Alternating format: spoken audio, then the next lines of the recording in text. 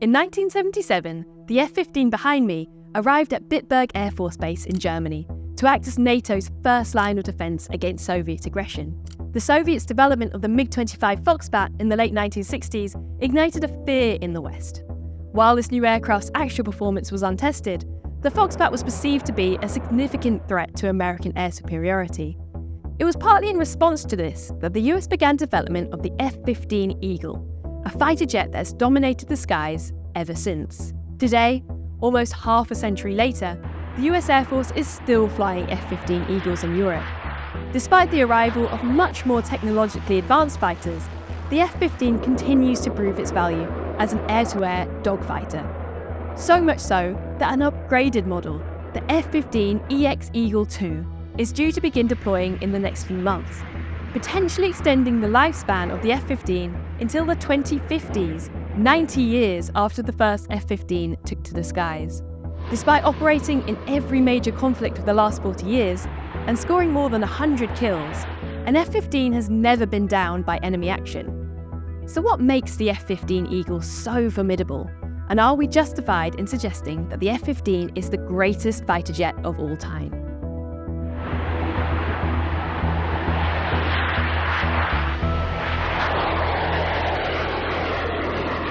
To find the answers to these questions, we have to go back to the mid-1960s and the skies over North Vietnam.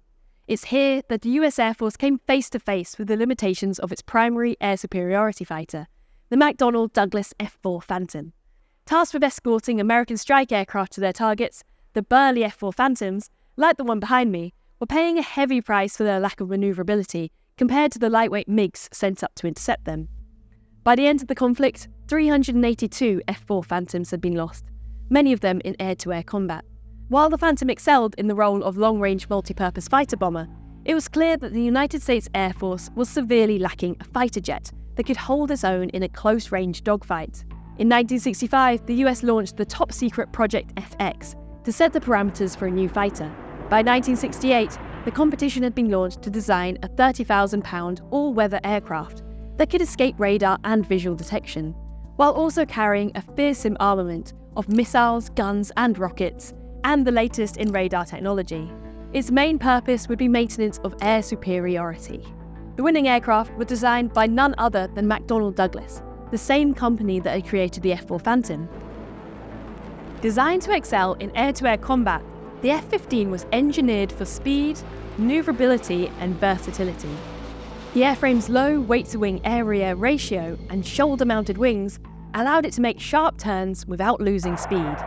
Meanwhile, its twin engines provided unmatched thrust. In fact, the combined thrust of its engines could exceed the aircraft's weight and drag, allowing it to accelerate vertically. The F-15A had an impressive climb rate of 50,000 feet per minute and speeds exceeding Mach 2.5.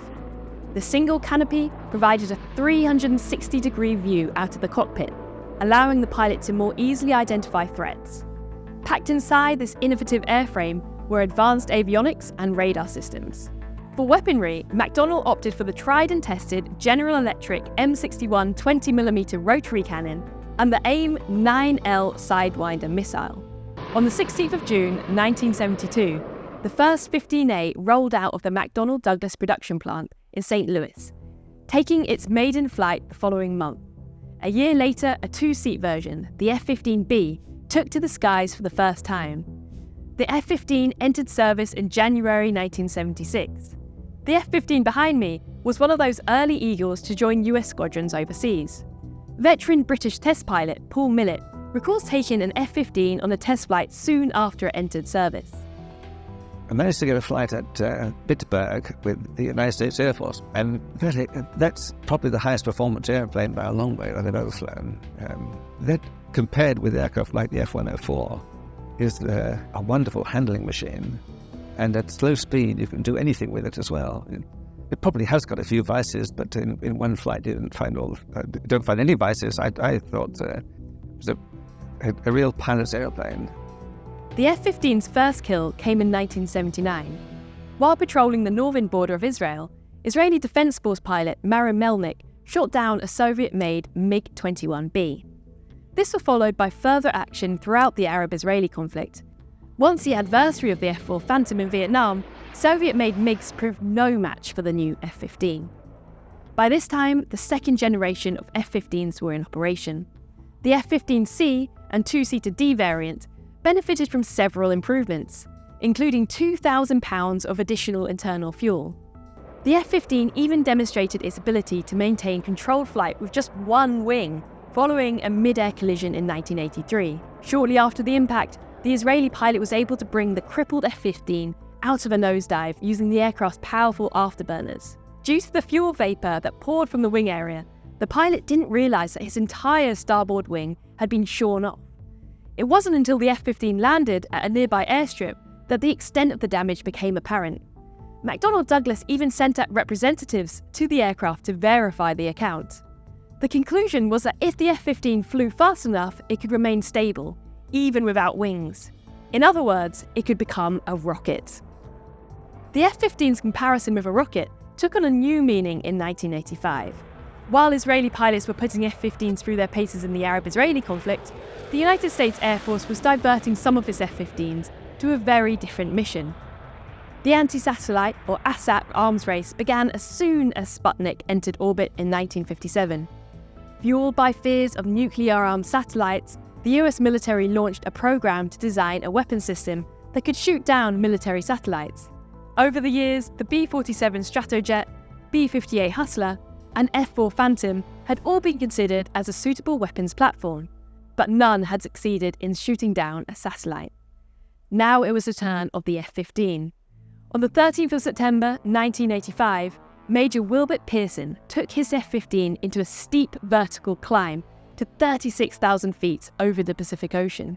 At 12:42 p.m., Pearson launched a 3,000-pound missile at a Solwind P-78-1 satellite, moving at 17,500 miles per hour. Located 300 miles above him, Pearson scored a direct hit, and in doing so became the first space ace. This successful test demonstrated the potential of using modified fighter aircraft to intercept and destroy satellites in orbit. The F-15 Eagle eventually saw combat with the US Air Force in 1990, when it faced the aircraft it had been designed to destroy, the MiG-25 Foxbat. Feared by the US for its speed, maneuverability, and impressive armament, the Soviet-made Foxbat had forced the US to improve the specifications for the F-15 when it first debuted in the 1960s. Designed to intercept hypersonic bombers, the MiG-25 still holds the record for the fastest fighter jet of all time. And yet, in every other metric, the F-15 surpasses the once feared Foxbat. This advantage would come to bear in 1990.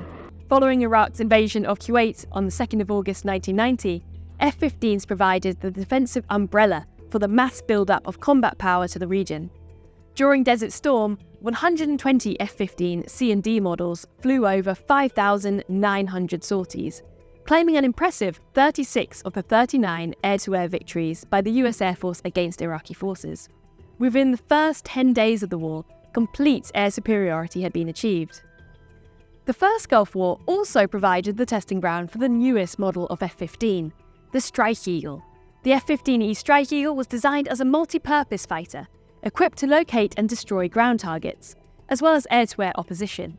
To achieve this, the new aircraft had an additional crew member. Behind the pilot sat a weapons systems officer, who operated the cutting-edge low-altitude navigation and targeting infrared for-night system, otherwise known as Lantern, to locate targets. In the Gulf, F-15Es were employed with an 11-ton payload and a bunker buster, a guided bomb developed to destroy strengthened underground bunkers. This new weapon system required F-15 crews to undertake additional training.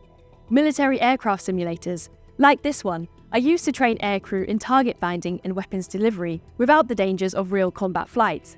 This F-15 weapon system trainer was used by the 48 Fighter Wing based at RAF Lakenheath in Suffolk. Although the trainer was static, different scenarios were programmed into it by operators sitting in a separate unit.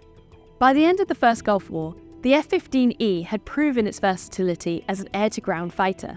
Using their innovative Lantern targeting system, F-15s became adept at destroying Iraqi Scud missiles at night.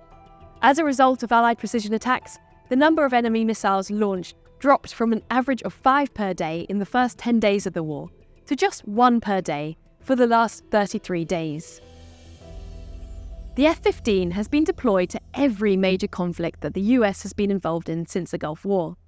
F-15 served in Bosnia in 1994 and Kosovo in 1999, where they downed 3 Serbian MiG-29 fighters. In 2001, F-15 served in Afghanistan and were deployed in operations over Iraq from 2003. Aircrews of the 48 Fighter Wing, based at Lakenheath, were deployed in these operations. RAF Lakenheath is the largest US Air Force base in the UK and the only USAF fighter wing in Europe operating F-15s. Outside of the US, the F-15 serves as the backbone of several air forces, including the Air Defence Forces of Qatar, South Korea and Saudi Arabia. The largest customer of the F-15 outside the United States is Japan, who operate the F-15J, a special variant produced under license by Mitsubishi. The Israeli Air Force has operated F-15s since 1977 and can lay claim to 61 of the F-15's 102 air-to-air kills. In April 2024, US Air Force F-15E Strike Eagles were involved in shooting down more than 70 Iranian drones fired at Israel. The potential sale of its latest generation of F-15, the EX Strike Eagle II, to Israel has generated headlines as the debate rages over the moral implications of Israel's aerial strategy.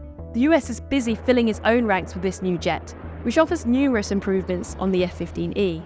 The newer engines can produce a whopping 29,000 pounds of thrust apiece, 5,000 tons more than the F-15E's engines.